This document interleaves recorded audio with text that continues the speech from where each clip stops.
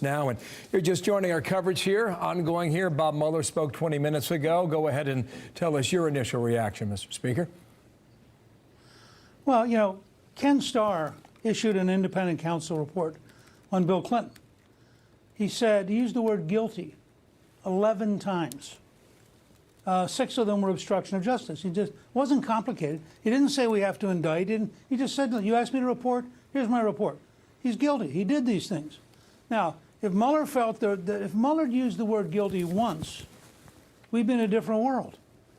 But Mueller wrote this convoluted, complex, you know, two entire chapters, and doesn't conclude anything that is dispositive. I mean, I'm not a lawyer, but as a historian, I look at that stuff, and it certainly didn't come down and say President Trump is guilty of anything, where Starr said unequivocally that Clinton was guilty on 11 counts.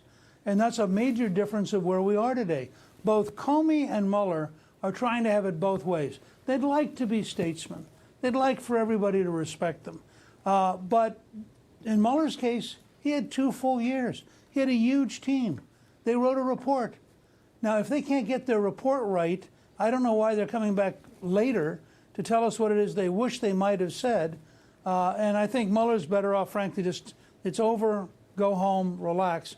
In Comey's case, I think he's scared to death of what Attorney General Barr is doing, and the fact that a lot of stuff's going to be come public that's going to make Comey's directorship look really, really bad. 2 things here, and go ahead and address them. On point number 1, insufficient evidence on Russian collusion. You could draw the inference that they could not find it because it did not exist, or they weren't able to locate it because they could not make it fact.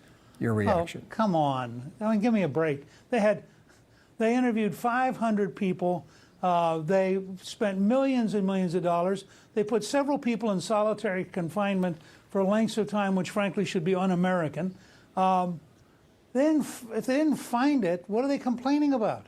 They had all the resources. They had a whole bunch of very smart left-wing lawyers, all of whom disliked Trump.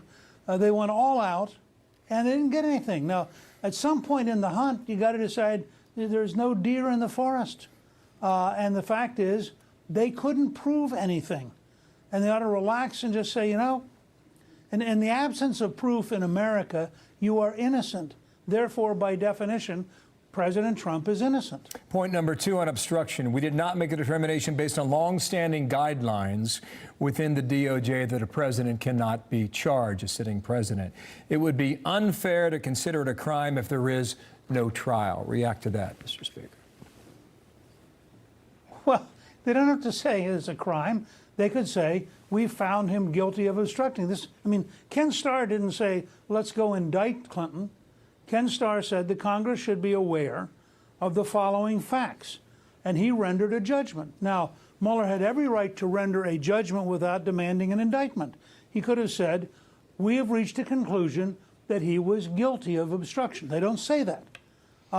So again, in the absence of a conclusion that he's guilty, under the American system, he is innocent.